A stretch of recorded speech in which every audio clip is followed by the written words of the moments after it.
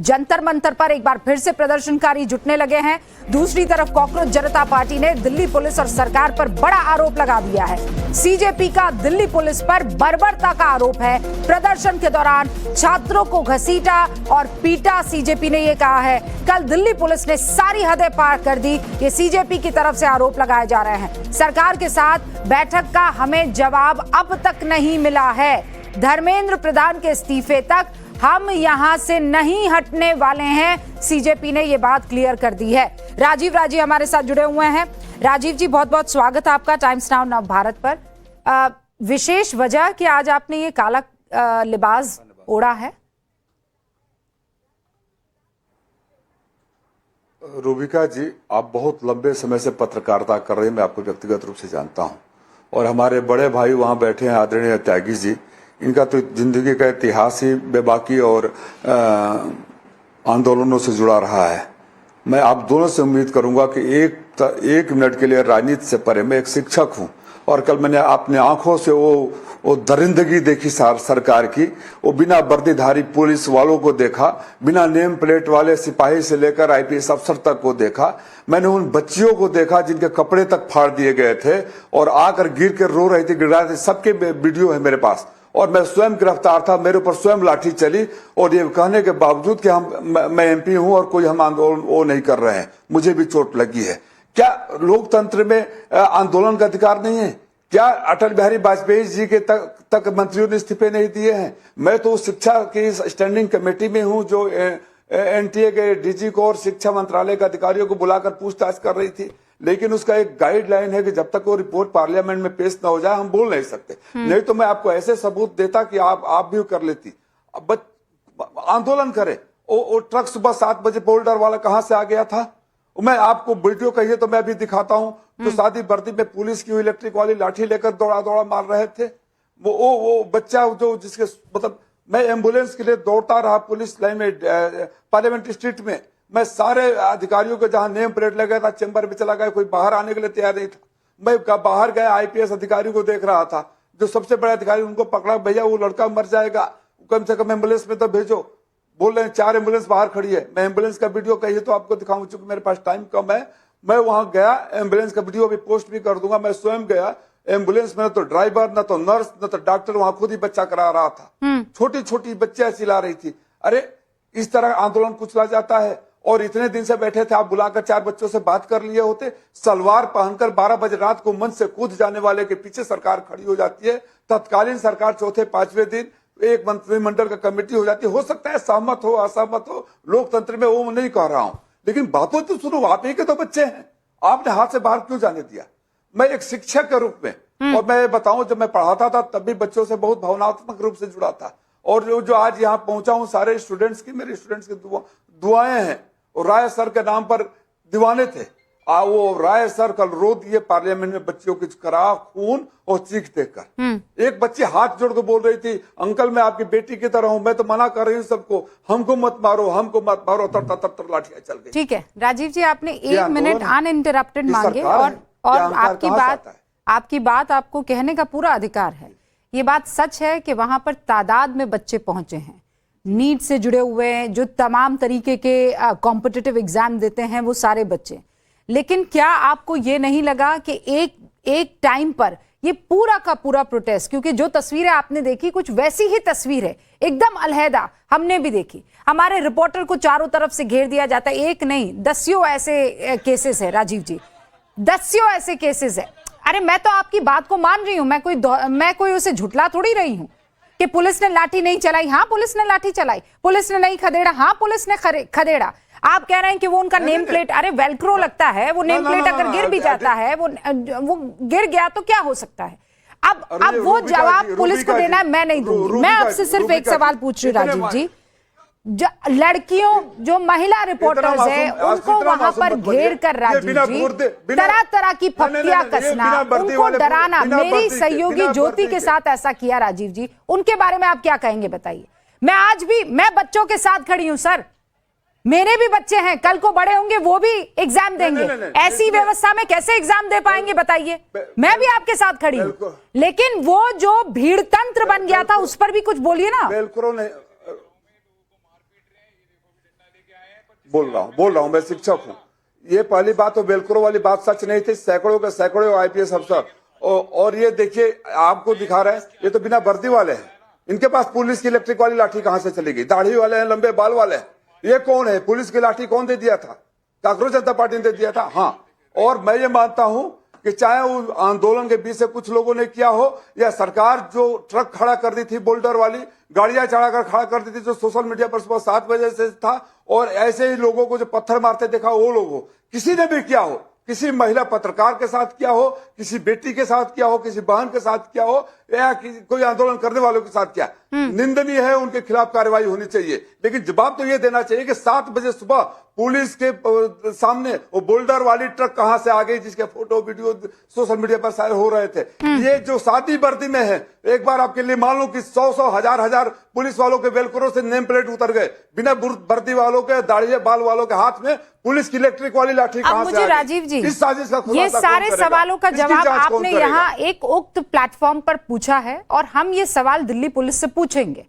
सवाल उठे हैं और उन सवाल का जवाब ढूंढना हमारी जिम्मेदारी है, हम ये पूछेंगे। लेकिन एक और महत्वपूर्ण सवाल, अब आपने कहा कि हाँ, अब आपने बहुत बेबाकी से कह दिया कि इन लोगों के साथ खड़े नहीं हो सकते जिन्होंने बदसलूकी की है, अंडरस्टैंड। लेकिन अब मैं ये जानना चाहती हूं व्हाट नेक्स्ट, अब आगे क्या? सीजेपी कह रही है धर्मेंद्र प्रधान का इस्तीफा, उसके आगे एक बात नहीं करेंगे, पर ये तो सिंबॉलिक है ना सर। कल को 10 और ग्रुप खड़े हो जाएंगे और कहेंगे हमको राजीव राय का इस्तीफा चाहिए, हमको वो नहीं चाहिए सदन में, हमें उनके काम करने का तरीका। अकाउंटेबिलिटी एक बात होती है और जिद पर अड़ जाना कि इस्तीफा अलग बात होती है। आप तो सुलझे हुए नेताओं में से एक हैं, ये बात आप भी समझते हैं ना।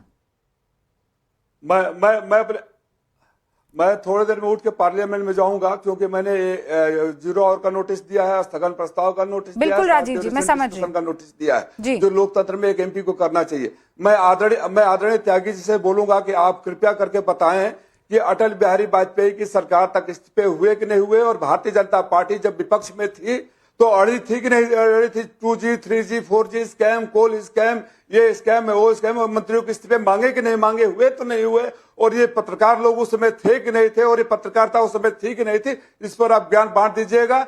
और अगर लोकतंत्र में किसी दोषी मंत्री जिसके रहते हुए लगातार पेपर लीक हो रहा है, वो ब्लैक लिस्टेड कंपनी को, ठेकेदारों को, एनटीए में 1.5 साल तक कोई हेड नहीं कर रहा था, एनटीए को आउटसोर्स कर दिया गया। देश की सबसे बड़ी परीक्षा कराने वाली एजेंसी में कोई सरकार का कर्मचारी नहीं, यूपीएससी में क्यों नहीं होता है? क्योंकि फुल टाइम स्टाफ है, outsource. Rajiv ji, that's the root cause, that's the root cause, उस पर बात हो सकती है। मैं ये थोड़ी कह रही हूँ कि इसमें मैं कह रही हूँ पूरा का पूरा सिस्टम खराब है। मैं इस बात से इत्तेफाक रखती हूँ, मैं इस बात से इत्तेफाक रखती हूँ, लेकिन जो कोर्स ऑफ एक्शन है क्या वो सही है सर? आप एक वहां बैठे हुए चुने गए सांसद नहीं, आप वहां सांसद हैं, रिप्रेजेंट कर रहे हैं जनता को, दूसरी तरफ सीजेपी आपका वॉइड जो है वो फुलफिल कर रही है। आप बताइए आप में कहां कमी रहेगी कि उनको वहां खड़ा होना पड़ गया? राजीव जी, कोई कमी नहीं रह गई। देश में सबको अधिकार है बोलने का। त्यागी जी ने इस्तीफे नहीं मांगे होंगे अपनी जिंदगी, राजनीतिक जीवन में कभी किसी इस्तीफे सिंबॉलिक है सर। कुमार जी ने इस्तीफा दे दिया था रेल दुर्घटना पर। अरे कल तक तो नहीं थे ना राजीव जी। अब मैं चाहती हूँ आप जाए, उससे पहले केसी त्यागी साहब एक बार आपसे मुखातिब हो जाए, और फिर मुझे पता है आपको जाना है। केसी त्यागी साहब।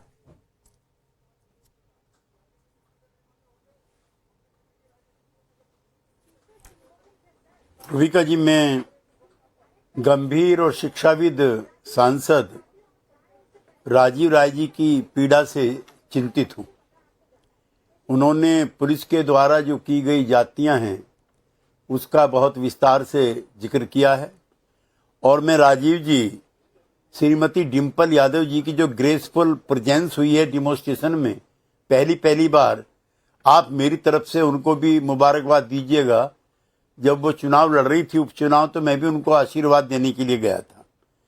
मैं रूबिका जी और राजीव जी हर प्रकार के शांतिपूर्वक प्रदर्शन का समर्थन करता हूं, वे गांधीवादी कार्यकर्ता होने के नाते।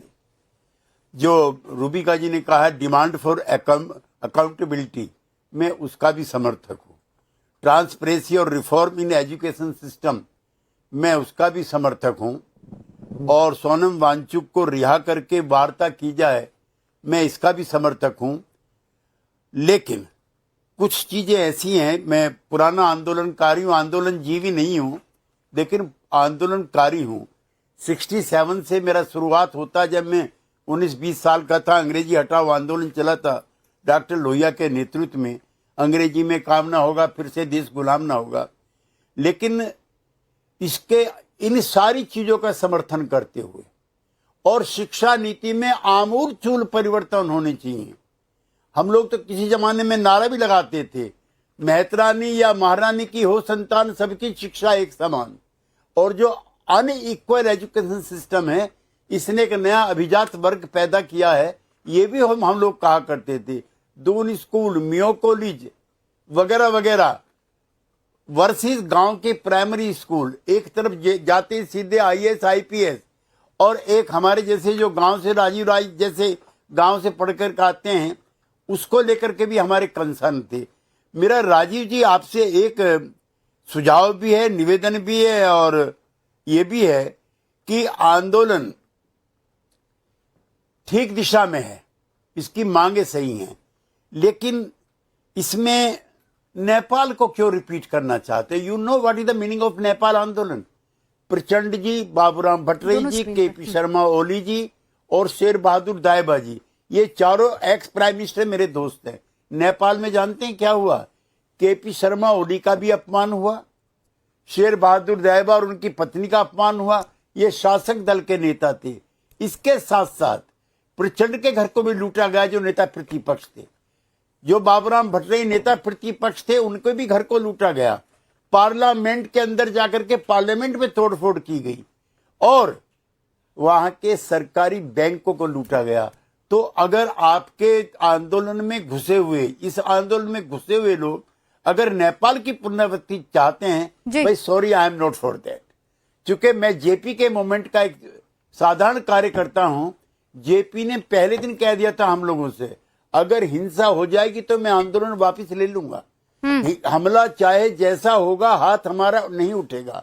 अब माफ करना, जो गांधीवादी आंदोलन की परंपराएं और सीख हैं वो कमजोर हो रही हैं, और जो नए तरीके के जो आंदोलनकारी हैं, उनकी मांगे भी, उनके तौर तरीके भी डिफरेंट हो रहे हैं। तो मैं तो एक गांधीवादी कार्यकर्ता होने के नाते मैं इन सारी मांगों का समर्थन करते हुए डॉक्टर लोहिया की एक और चीज कहना चाहता हूं कि जो भूख हड़ताल है, गांधी जी भी करते थे, लेकिन लोहिया का मानना था जब भूख हड़ताल होती है किसी व्यक्ति की, तो सामूहिकता के बजाय व्यक्ति पर ध्यान चला जाता है। जो राजनीतिक कार्यक्रम है, जो मांगे, वो नंबर 2 हो जाती हैं, और अनशन करने वाले नेता का जो स्वास्थ्य है और जो हेल्थ बुलेटिन है, वो नंबर 1 पर आ जाता है। तो मैं चाहता हूं कि वो अपना अनशन भी समाप्त करें, और सरकार सहानुभूति पूर्वक डॉट बाई डॉट उनकी मांगों को, और रूबिका जी आपने ठीक कहा, देखिए कोई शर्त नहीं लगा सकते निगोशिएशन में कि ये होना चाहिए, वो होना चाहिए। शिक्षा नीति बिल्कुल बेकार साबित हुई। इतने बच्चों की जाने गई, उनके परिवारों को 1-1 करोड़ रुपए का मुआवजा दिया जाना चाहिए, और आगे एक भी मौत ना हो, एक भी सुसाइड ना हो, इसकी व्यवस्था की जानी चाहिए जी। लेकिन साहब, ये आंदोलन कैसा हुआ है, मैं भी आंदोलनकारी रहा हूं। हाँ, बस वो राजीव जी उसी तरफ जिक्र बार बार इशारा भी कर रहे हैं कि आप भी आंदोलनकारी रहे, लेकिन आपने एक शब्द का इस्तेमाल किया, आंदोलनजीवी।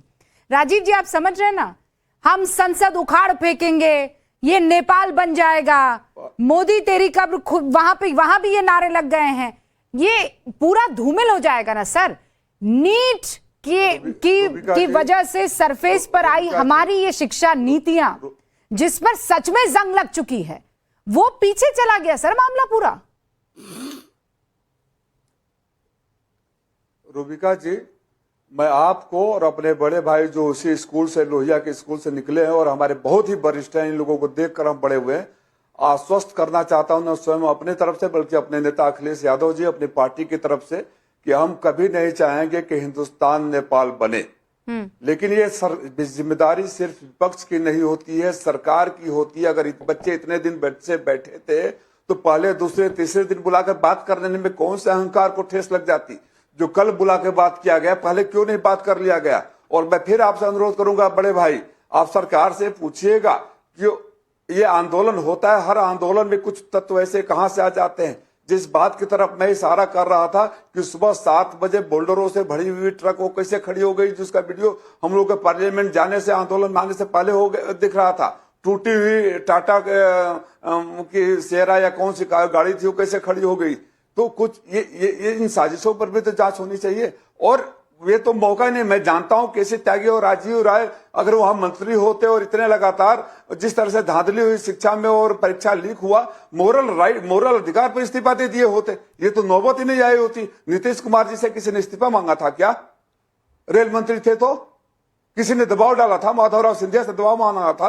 लाल बहादुर शास्त्री से किसी ने मांगा था क्या? तमाम लोग इस देश की परंपरा रही है। मैं चाहती हूँ इसका जवाब मैं आश्वस्त करता हूँ, मैं आश्वस्त, हाँ आश्वस्त कर लीजिए, क्योंकि मुझे पता है आपको जाना है अपने प्रश्नकाल में। आपको आपके माध्यम से पूरे देश को और किसी त्यागी जी को कि भारत को नेपाल हम लोग कभी नहीं बनने देंगे। जैन जी का आंदोलन एक लोकतांत्रिक ढंग से होना चाहिए, अहिंसक होना चाहिए। गांधी का देश है, गांधी के तरीके से आंदोलन होना चाहिए और वहीं हम खड़े रहेंगे। ओके, थैंक यू राजीव जी हमारे साथ जुड़ने के लिए। और आप जो बात कह रहे हैं, देखिए उससे हम इत्तेफाक रखते हैं। ऐसी कोई बात नहीं है जिससे ना इत्तेफाकी हो।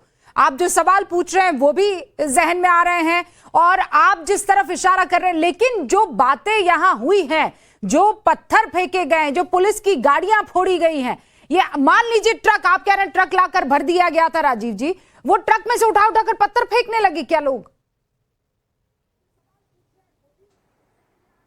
नहीं, कौन पत्थर फेंक रहा था? मैं जो वीडियो दिखा रहा था, शादी वर्दी वाले पुलिस की इलेक्ट्रिक वाली लाठियां लेकर खड़े थे। वो शादी वर्दी वाले अगर आंदोलनकारी थे, आंदोलनजीवी थे, तो उनके हाथ में पुलिस की इलेक्ट्रिक वाली लाठियां कहां से आ गई? जैसे आपके पास 10 वीडियो हैं, वैसे हमारे पास भी ऐसे 10 वीडियो हैं जो दूसरी कहानी कह रहे हैं। आप उस बात को क्यों नहीं समझ रहे सर? नहीं, कुछ किए होंगे, मैं तो ये कह रहा हूं। तो वही बात तो मैं कह रही हूं, मैं तो ये कह रहा हूं कि जिन लोगों ने लोग? ट्रक खड़ा किया, जिन लोगों ने ये पुलिस सरकार की है, सरकारी दल का साजिश हो सकता है। इसकी जांच तो होनी चाहिए। जैसे ट्रक आ गए, पत्थर आ गए, पुलिस के शादी वर्दी दाढ़ी वालों जो पुलिस कपड़ों से वेशभूषा से पुलिस वाले नहीं लग रहे, उनके हाथ में पुलिस की लाठियां आ गई। राधिका खेड़ा शायद जवाब देना चाह रही है राजीव जी। और जो भी किया हो, जिसने भी कानून तोड़ा हो, सबके ऊपर कार्रवाई होनी चाहिए। ठीक है, विद दिस नोट मैं आपको शुक्रिया अदा करती हूँ। राधिका खेड़ा जवाब देना चाह रही हैं। राधिका जी, सुना आपने राजीव जी ने क्या कहा? उन्होंने कहा ये वर्दी के बगैर आए लोग कौन थे जो वहां पर पिटाई कर रहे थे, डंडे चला रहे थे? आवाज नहीं आ रही राधिका?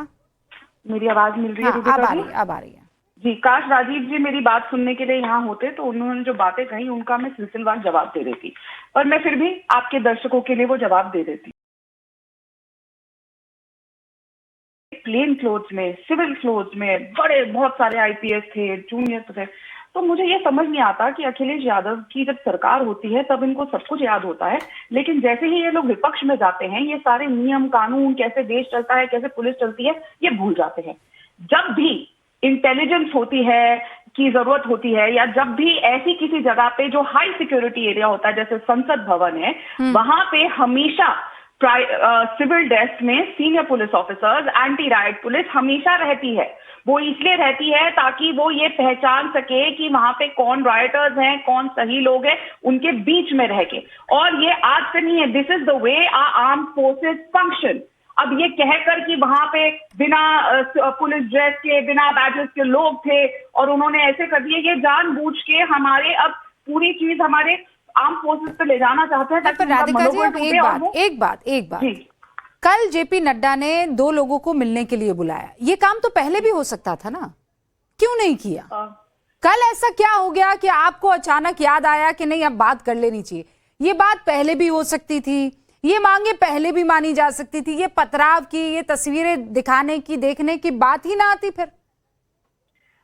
रूबिका जी, क्या उन लोगों से बात होनी चाहिए? यहाँ पे राजीव राय कह रहे थे कि ये देखना चाहिए कहाँ से ऐसे लोग आ जाते हैं, तो ये बताए ना इनके मंच पे कैसे वो लोग आए जो हाथ में माइक पकड़ के कह रहे थे संसद को उखाड़ फेंकेंगे, संसद को बर्बाद कर देंगे, पूजनीय प्रेमानंद महाराज जी के लिए अपशब्द बोल रहे थे, राम जी के लिए अपशब्द बोल रहे थे। वो जो एक कॉमेडियन भी कहने लायक नहीं है, इंसान कहने लायक नहीं है, राम जी के लिए क्या शब्द बोल के गया था कि राम के सीता का पति, नीता का पति, क्या क्या बोल के गया था कि नहीं कर रहे जा रहा था माइक हाथ में पर पकड़ के कि राधिका बस जी, नाम जेपी भेजा नड्डा जाएगा, अभी अल्लाह का उन्हीं हिंदू लोगों मुस्लिम से होना था। जिनके मंच पर ये लोग मौजूद थे उनसे अभी बात कर रहे हैं कि नहीं कर रहे हैं? मेरा बहुत सिंपल और सटीक सवाल है, ये बात आप लोग पहले भी कर सकते थे, ये बात आपने पहले क्यों नहीं की? सिंपल सी बात है।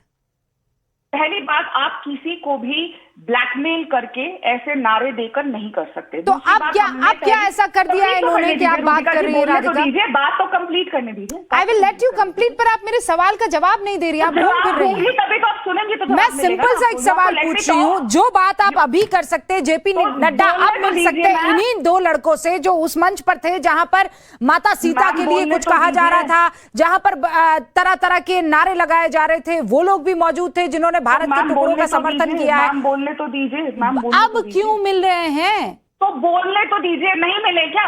नहीं मिले? वो पहले मिल लेते हैं। अरे पहले मिल लेते, किस घमंड में चूरते आप लोग? देने दीजिए रूबिका जी, आप अगर सवाल का जवाब नहीं देना चाहती तो और आपकी चॉइस है, मैं चुप बैठ जाती हूँ। नहीं, चुप बैठने की जरूरत नहीं, अब तो आपको जवाब देने की जरूरत है ना राधिका। अब रूबिका जी, क्या मुझे एक सांसद बनना पड़ेगा और ऑपोजिशन में जाना पड़ेगा तब आप मुझे बिना टोके बोलने देंगी? केसी त्यागी ऑपोजिशन में नहीं है, सबसे ज्यादा उनको सुना है क्योंकि वो काम की बात कर रहे थे। आप मुझे बताइए, आप पहले क्यों नहीं मिली राधिका उनसे? आपकी सरकार पहले क्यों नहीं मिल सकती थी और आप क्यों मिली है? इसका जवाब दे दीजिए मुझे। रूबिका जी, ना ये वायरल होगा इस वजह से कि आप मुझे I do not care about virality Radhika Khera. Rubika Liyaquat doesn't care about virality. नए नए प्रवक्ता जरूर ये वायरलिटी के चक्कर में पड़ते होंगे, रूबिका लियाकत नहीं पड़ती है। आई do not care about virality. I do not live on social media. मैं सोशल मीडिया पर नहीं जीती हूँ मैम, मैं जमीन पर जीती हूँ, ग्राउंड पर जीती हूँ। मैं बहुत क्लियर कह रही हूँ आपको, आपकी आईटी सेल को जरूरत होगी कि आप वायरलिटी करवा दे, मुझे जरूरत नहीं है इस चीज की। और मुझे किसी को इंप्रेस नहीं करना है मैडम, मैं बहुत क्लियर हूँ, मुझे किसी को इंप्रेस नहीं करना है। मैं देश की राह में चलने वाली हूँ, देश के लिए जो ठीक होगा उसके साथ खड़ी रहूंगी और जो देश के लिए नहीं होगा उसके साथ खड़ी नहीं रहूंगी। मुझे कोई सर्टिफिकेट नहीं चाहिए। Now I really want to ask a question and you have to answer that question. You brought in virality. आप मुझे पर्सनली जानती है, मुझे वायरलिटी का कोई भूत सवार नहीं है। पर्सनली जानती है तो ये बोलना कि नए नए प्रवक्ता 7 साल से ज्यादा से तो मैं आप ही के साथ डिबेट कर रही हूँ। नहीं, आप अरे तो आपने अपने ऊपर क्यों लिया नए नए प्रवक्ता? आपने अपने ऊपर क्यों लिया? मैंने वायरलिटी उन नए प्रवक्ताओं के लिए इस्तेमाल किया है, आपके लिए नहीं किया है। और अगर आपको भूत सवार है वायरलिटी का तो I can't help it ma'am. भूत आपको सवार है, तमीज से बात करिएगा मैम। मैं बिल्कुल तमीज से आपसे बात कर रही हूँ। आप लेकर आएंगे जबरदस्ती है वायरलिटी वाला मामला। मैं आपसे एक सिंपल सा सवाल पूछ रही हूँ, आप क्यों इतना भड़क गई? क्या सवाल पूछा मैंने आपसे? मैंने आपसे क्या सवाल पूछा राधिका खेड़ा? नहीं, क्या कंटिन्यूअसली नहीं बोलने दे रही? मैंने आपसे एक सिंपल सवाल पूछा, जो बात आज जेपी नड्डा कर रहे हैं वो पहले क्यों नहीं कर सकते थे? That's about it. Answer my question. You have to let me speak. I will let you speak now. I have made my point. I will let you speak. Thank you for your monologue. And now let me speak and please do not interrupt me when I'm speaking. अगर आप हमारी सरकार कोई हवाई में कुछ नहीं बोलने वाली, प्रदर्शनकारियों की आड़ में अगर एंटी इंडिया एलिमेंट बैठेंगे तो उनको रोका जाएगा। रही बात ये पहले क्यों नहीं किया, ये क्यों नहीं हुआ, हमने मौका दिया उनको कि वो स्टूडेंट्स की बात करें, नीट की बात करें, लेकिन वहां पे नीट की चर्चा नहीं हो रही थी। वहां पे ये बोला जा रहा था नाम रह जाएगा अल्लाह का, वहां पे ये बोला जा रहा था सीता का पति नीता के पति का नाम लेके काम कर रहा है, वहां पे प्रेमानंद महाराज जी के लिए अब सब बोले जा रहे थे, वहां पे बोला जा रहा था मेरे देश के प्रधानमंत्री मोदी को गाली दी जा रही थी, मेरे देश के गृह मंत्री को गाली दी जा रही थी, बोला जा रहा था मोदी को खाट फेंकेंगे, बोला जा रहा था देश के संसद को खाट फेंकेंगे। क्या हम उन एंटी इंडिया एलिमेंट से बात करें जो ये चाहते थे कि देश में? तो फिर आप क्यों बात कर रहे हैं? ऐसे डिस्कशन नहीं होता है। तो आप क्यों बात कर रहे हैं? और रही बात कि क्या हो रहा है क्या नहीं हो रहा, तो मैं एक बात जानती हूँ सिर्फ कि जो वहां पे बैठे हुए, क्या नाम है उसका, दैया, I don't know his first name, जो इनका प्रवक्ता है, कल जब सारे बच्चे वहां पे प्रोटेस्ट कर रहे थे तो वो एक मेट्रो स्टेशन में घूमता हुआ हाथ में बर्गर लेता हुआ खा रहा था और उसके बाद उसका वीडियो आया है जिसमें वो कह रहा है मैं तो बर्गर खाऊंगा, मेरा काम नहीं है प्रोटेस्ट में जाना। Again the same point Radhika ji, ये बार बार हम भी तस्वीरें दिखा रहे हैं, हमको नहीं दिख रहा है कि वहां क्या हो रहा है, हमें नहीं समझ में आ रहा है कि क्या किस तरीके से काम किया जा रहा है, हमें नहीं दिख रहा है। नहीं, ये सारी तस्वीरें हमको दिखाई दे रही है। बच्चे नहीं है जो पुलिस की गाड़ियां तोड़ रहे हैं, पथराव कर रहे हैं, आप इनके ऊपर कार्रवाई कीजिए, लेकिन ये हाथ से निकल गया ना मसला, जब हाथ से मतलब संसद की तरफ कूच कर जाता है पूरा का पूरा एक जत्था का जत्था, तो आपसे सवाल नहीं करेगा आदमी? ये बताइए, सरकार किसकी है? आपसे सवाल करेंगे ना। ये थोड़ी हो सकता है कि आपके मूड में आया तो आप बात कर लेंगे उन्हीं नीता सीता और तमाम तरीके की बातें करने वालों से, और आपका मूड नहीं था इसलिए आप पहले बात नहीं करेंगे। They are the same people you are having conversation with. और मैं अब इस पर डिबेट करूं उससे पहले एक बड़ी खबर आप दर्शकों को बता देना चाहती हूं, और मेरे तमाम सहयोगी भी ग्राउंड जीरो से जुड़े हुए हैं। लगातार बारिश भी हो रही है। आज क्या होगा ये महत्वपूर्ण प्रश्न। सीजेपी के वॉलंटियर ने नव भारत के कैमरे पर बड़ा दावा कर दिया है। वॉलंटियर ये कह रहा है आम आदमी पार्टी की बी टीम है सीजेपी। इसके साथ उन्होंने ये भी दावा किया कि कल हिरासत से बचने के लिए महिलाओं को आगे किया गया, मतलब कि ढाल बनाया गया। ये हम नहीं कह रहे हैं, आप खुद सुन लीजिए क्या कह रहे हैं। हमारे साथ सीजेपी के कार्यकर्ता हैं, लंबे समय से 1 महीने से यहाँ पे प्रोटेस्ट पर बैठे हुए थे, लेकिन अब इसकी सच्चाई हमें बताने के लिए आए हैं। क्या सच्चाई इस प्रोटेस्ट की है, सच बताइए। कितने लोग अंदर बैठे हैं और अपना वॉलंटियर आईडी कार्ड दिखाइए। सर यहाँ पे ना 1 महीना से बने हुए। हमारा नाम बीरू भाई है ना, आप देख सकते हो। मेरा नाम बीरू भाई है और मैं इनके साथ 1 महीना से हूँ। मैंने अपना घर से झगड़ा किया, मेरे घर वाले मना कर रहे थे मत जाओ, वहाँ पे नाटक चल रहा है, बट फिर भी हम लोग यहाँ पे आए क्योंकि हम लोग एक उम्मीद था ना कि सिस्टम में बदलाव आएगा। बट ये तो आम आदमी पार्टी का भी टीम निकला है, ये तो उसका निकला काम। कब पता चला आपको कि आम आदमी पार्टी चला पता हम लोगों को, क्योंकि परसों हमको लगा था कि केजरीवाल आ रहे हैं या बहुत सिसोदिया साहब आए, संजय सिंह आए, तो हमको लगा सीजेपी को सपोर्ट करने आए। बट वो तो हमें छवि साफ करने आए थे, वो तो हमें चमकाने आए थे ना। जब इतना ही था तो कल क्यों नहीं आए वो लोग? जब परसों वो लोग बोल के गए हमारे पास 33 विधायक का समर्थन है, तो कल उसमें से एक क्यों नहीं आया? सबसे बड़ा सवाल तो ये है। और दूसरा सबसे बड़ा सवाल ये है कि जब आप 1 लाख भीड़ को बुला लिए तो आपने लीड क्यों नहीं किया? आप पीछे क्यों छिपे? जब बच्चे यहाँ पे आए थे उनको कुछ आइडिया नहीं था प्रोटेस्ट होता क्या, वो फर्स्ट टाइम लाइफ घर से बाहर निकले थे, और आप ट्रक में छिप रहे हो, आप बच्चे को आगे कर रहे हो, तो आपको किसने हक दिया बच्चों को आगे करने का? सबसे बड़ा सवाल तो ये उठता है। सबसे पहले किसको आगे किया गया था? आगे किया, लड़की लोग आगे किया गया था जानबूझ के। हाँ, क्यों किया गया था? उनको डर था डिटेन हो जाएंगे हम, इसी डर से। हाँ, और पुलिस ने फिर लाठीचार्ज किया। किसकी गलती थी आपको लगता है? गलती ऑर्गेनाइजर केस में है। जब परसों ही पुलिस आके इंटरव्यू दे दिया था ना, सचिन शर्मा है ना यहाँ के एसीपी या कौन है ना, कि बाहर 163 लागू हो जाएगा, आप लोग परमिशन नहीं मिला है, आप लोग प्लीज प्रोटेस्ट साइट में रहे, बाहर मत निकले। जब बैरिकेटिंग 3 राउंड की लग चुकी थी, जब बाहर पुलिस खड़े हो गई थी, तो ये लोग बोलना चाहिए था ना कि हम लोग परमिशन नहीं मिला है, आज भर रुक जाते हैं, परमिशन लेकर हम लोग बाहर चलेंगे। तो एक तो आपने बिना परमिशन के बाहर लोगों को निकाल दिया भीड़ को। आपको लगा कि भीड़ है तो उग्र हो जाएगा और लोगों को पुलिस को मार के भगा देगा आपको। ये वीरू भाई हैं, लेकिन पहले सुनिए किरण रिजिजू इस मसले पर क्या कह रहे हैं। भारत ने किया है उस पर आदरणीय प्रधानमंत्री जी ने कहा है जितना भी फ्री ट्रेड एग्रीमेंट हुए हैं उसमें किसानों को लेकर के, किसानों का इंटरेस्ट, उसको प्राथमिकता देते हुए कोई नुकसान होने नहीं देंगे। किसी भी देश के साथ, किसी भी गुट के साथ फ्री ट्रेड एग्रीमेंट हुए हैं उसमें किसानों का हित को सबसे सर्वोच्च ध्यान दिया जाएगा और दिया गया है, इसलिए ये किसानों के हित में और देश हित में रहेगा। नीट के एग्जाम के बारे में आदरणीय प्रधानमंत्री जी ने कहा है कि जब पेपर लीक का खबर आए तुरंत सरकार ने कार्रवाई किया और 13 लोगों को अरेस्ट करके जेल में डाल दिया गया है, और साथ साथ जो छात्र हैं, स्टूडेंट्स हैं, उनका भविष्य को नुकसान ना हो इसलिए री एग्जामिनेशन नीट का प्राथमिकता दिया गया और री एग्जामिनेशन को सक्सेसफुली, सफलतापूर्वक कंडक्ट किया गया और उसका रिजल्ट निकालने में कोई विलंब नहीं किया।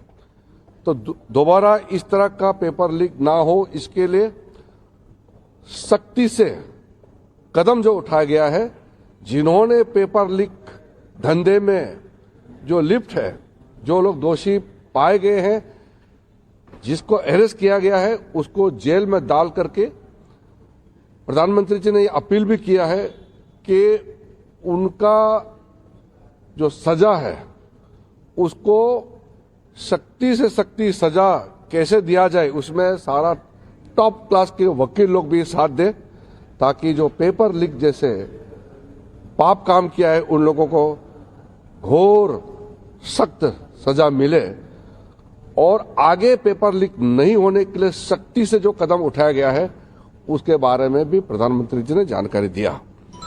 और प्रधानमंत्री जी ने ये भी कहा कि पेपर लीक सिर्फ एक राज्य का मामला नहीं है, सिर्फ केंद्र सरकार का मामला नहीं, पूरा देश का हर एक राज्य में जहां जहां पेपर लीक करने में जो लोग लिप्त हैं, जो लोग इस धंधे में इन्वॉल्व है, जिन्होंने काम इस तरह का घिनौना किया है, पाप काम किया है, उनको सजा देने के लिए सब एकजुट होना चाहिए। ये कोई दलगत राजनीति का विषय नहीं है, ये देश का विषय है और युवाओं का भविष्य के साथ कोई खिलवाड़ नहीं होने के लिए और खिलवाड़ नहीं करने देने के लिए शक्ति से कदम भी उठाए, सजा भी दे दोषियों को और फिर फुल प्रूफ सिस्टम काम जो अभी कर रहे हैं उसमें भी सब मिल करके करें।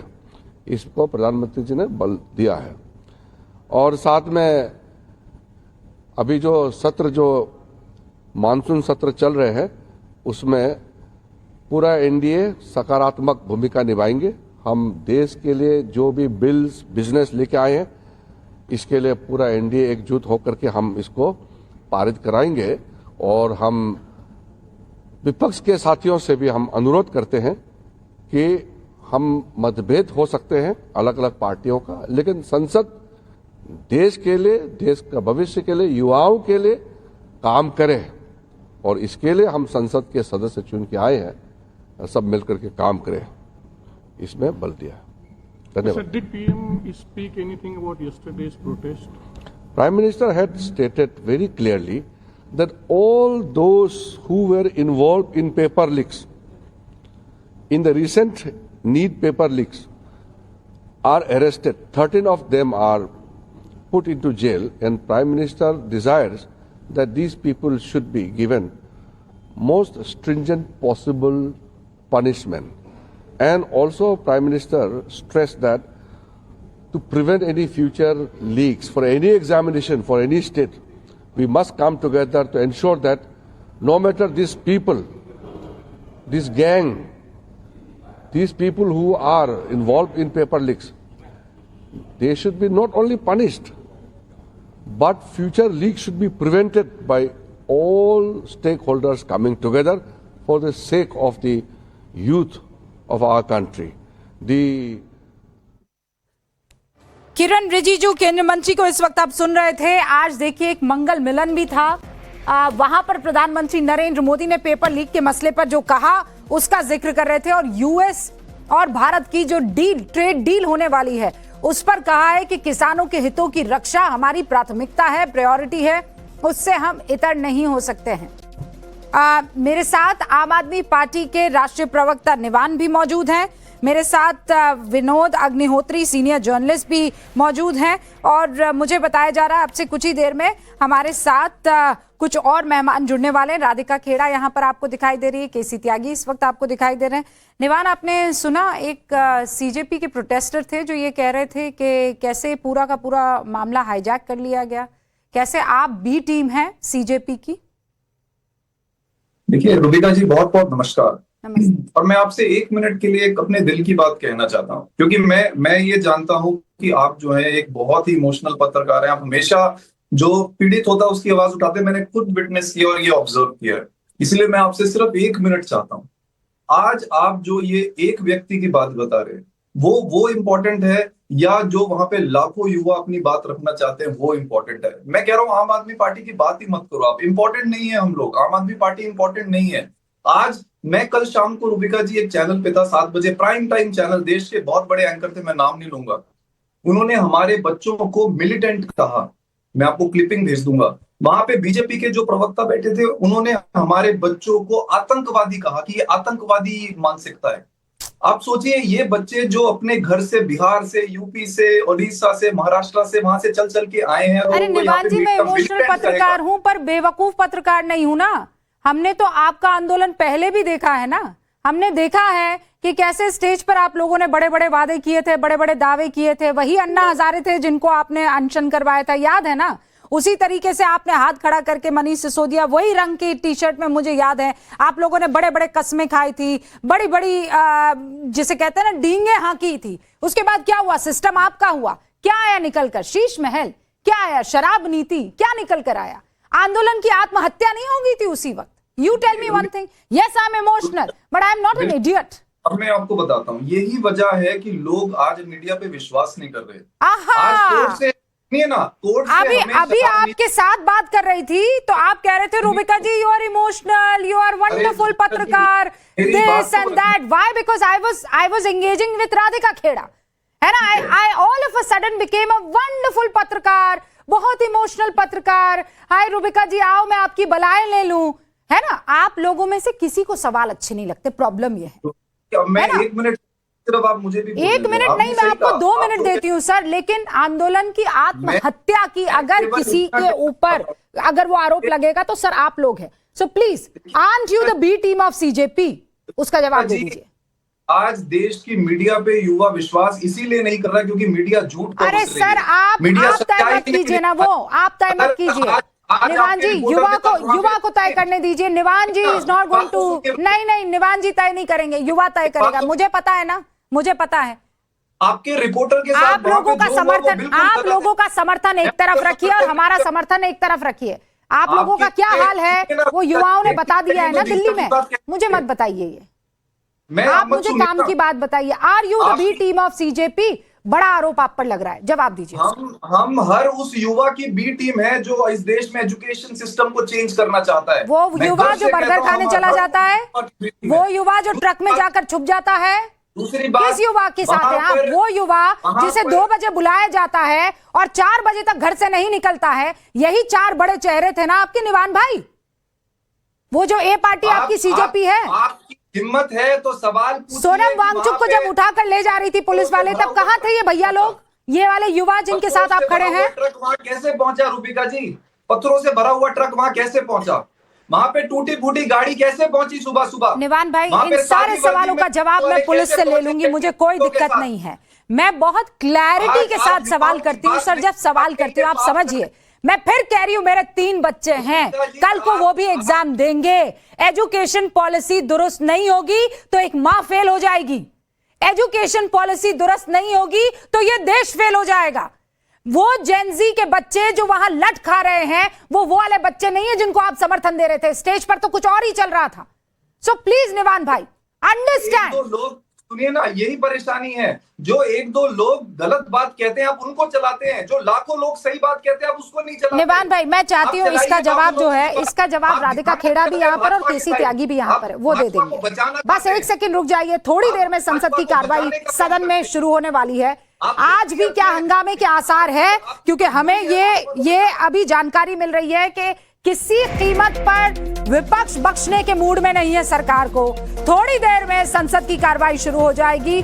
आज भी हंगामे के आसार। अमित मेरे सहयोगी इस वक्त जुड़ चुके हैं, जरा उनका रुख करते हैं। अमित, आप तो वहां संसद में मौजूद हैं, जरा ये बताइए किसी तरह की कोई समझ विपक्ष और सरकार में अभी दिखाई दे रही है? समझ पर आए हैं कि भैया तुम ये बात कर देना, हम इस बात पर जवाब दे देंगे, या फिर आज भी वही हंगामा और कल जैसे 1 घंटा 20 मिनट के आसपास चले थे दोनों सदन, उतना भर काफी? अमित? नहीं, मुझे लगता है कि आज नहीं, मुझे लगता है ये हफ्ता जो है मुश्किल भरा होगा। खास करके अगर देखिए तो इस पूरे हफ्ते में किसी भी तरीके से जो डेडलॉक बना हुआ है वो कहीं खत्म होगा इसकी संभावना नहीं है। विपक्ष अपनी बातों पर अड़े हुए हैं, लेकिन सबसे महत्वपूर्ण कि आज जो बीजेपी पार्लियामेंट्री पार्टी है, जो मंगल मिलन के नाम से अब उसको कहा जाने लगा, उसमें प्रधानमंत्री ने खुले तौर पर जो सांसदों से बात की उसमें कहा कि उन्होंने साफ तौर पर कहा कि नीट पर विपक्ष जो है गुमराह करने की कोशिश कर रही है, हमने तुरंत उस पर कार्रवाई की। पीएम ने यह कहा कि हमने नीट के रिजल्ट भी जल्दी निकाल दिए। राजनीतिक तौर पर बच्चों का इस्तेमाल नहीं होना चाहिए। प्रधानमंत्री ने आज जब बैठक की उसमें उन्होंने इस बात को नीट के बारे में और ये तमाम हंगामा हो रहा है उसके बारे में खुलकर बात कही है। उन्होंने कहा कि राजनीतिक तौर पर बच्चों का इस्तेमाल नहीं होना चाहिए, उनके भविष्य के साथ नहीं खेलना चाहिए। पीएम ने ये कहा कि कोई ये राज्य या केंद्र सरकार का मामला नहीं है, ये जो नीट परीक्षा है वहां पर गड़बड़ियां हुई, हमने सख्ती की, लोगों को पकड़ा, सिस्टम को दुरुस्त करने की कोशिश की, दोबारा एग्जाम हुआ। लेकिन उन्होंने साफ तौर पे कहा कि जब पेपर लीक होता है तो सरकार कार्रवाई कर रही है। इसमें आप अगर ये समझ लें कि किसी राज्य का मामला है या जो बात कह रहे हैं कि देखिए कार्रवाई हमने की है, सरकार ये कह रही है नीट पर विपक्ष गलत डायरेक्शन में जा रही है, बच्चों का इस्तेमाल कर रही है। अजीज भाई जवाब दीजिए, समाजवादी पार्टी के राष्ट्रीय प्रवक्ता भी हमारे साथ जुड़ चुके हैं। बच्चों का इस्तेमाल कर रहे हैं आप? देखिए रूबिका जी, सरकार हमेशा इसी तरीके की बात करती है। आज ये कोई नई बात नहीं है। जब किसान आंदोलन कर रहा था तो उसको तो पता नहीं कौन कौन सी संज्ञा से नवाज दिया था। कि साहब ये खालिस्तानी है, पाकिस्तानी है और तमाम तरीके की बातें। 1 साल 1.5 साल तक लोगों ने वहां पे प्रदर्शन किया, तमाम तरीके की चीजें की, लेकिन सरकार की हठधर्मिता, सरकार का रवैया जो है, जो अड़ियल रवैया, ये निरंकुश रवैया, ये वाकई में ये इस देश को पता नहीं कहां ले जाएगा। आपने देखा किस तरह कल बच्चों पर, जो मासूम बच्चे जो बहुत ही शांतिपूर्ण तरीके से प्रदर्शन कर रहे थे, उन पर किस तरह लाठियां भाजी, आपने देखा एक सेकेंड, किस तरह उनको मारा गया, किस तरह उनको, बच्चे तो शांतिपूर्ण प्रदर्शन कर रहे थे, ये बच्चों में जो चिचा लोग आ गए थे, अलग अलग जगह से जो लोग पहुंचे थे, जो पत्थर मार रहे थे, जो महिला पत्रकारों को घेर कर भद्दी गंदी गालियां दे रहे थे, वो कौन लोग थे? देखिए रूबिका जी, आपको भी पता है, बीजेपी ऐसे अपने लोगों को भेजती है, अच्छा। और वो कहीं ना कहीं शांतिपूर्ण प्रदर्शन को खराब करने का प्रयास करती है। ये बताइए, मैं जानना चाहता हूं, सादे वर्दी में कौन पुलिस वाले थे?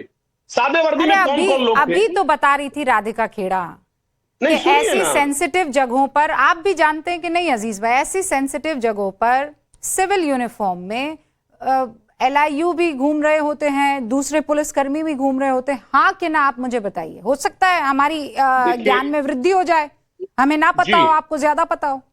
नहीं, आप ठीक कह रही हैं। LIU का काम एक अलग है, इंटेलिजेंस एक अलग काम करती है, पुलिस हमेशा वर्दी में रहती है, और पुलिस जब तक यूनिफॉर्म में नहीं रहेगी तो ये पता ही नहीं चलेगा कि वो प्रोटेक्ट करने के लिए है या वहां डिस्ट्रॉय करने के लिए। सुनिए मेरी बात, ठीक है, मैं कह रहा हूं, अजीज भाई रुकिए ना, इसलिए क्योंकि एक छोटा सा ब्रेक मुझे लेना है, उससे पहले मैं चाहती हूँ जितने भी अभी चेहरे दिख रहे हैं स्क्रीन पर, एक बार अपनी बात कह दे। विनोद जी बात सुन रहे थे, निवान भाई भी सुन ही रहे थे, इसीलिए मुझे एक बार आप सबसे बात कर लूं, उसके बाद डिबेट कर सकते हैं। Vinod ji, what is your take sir?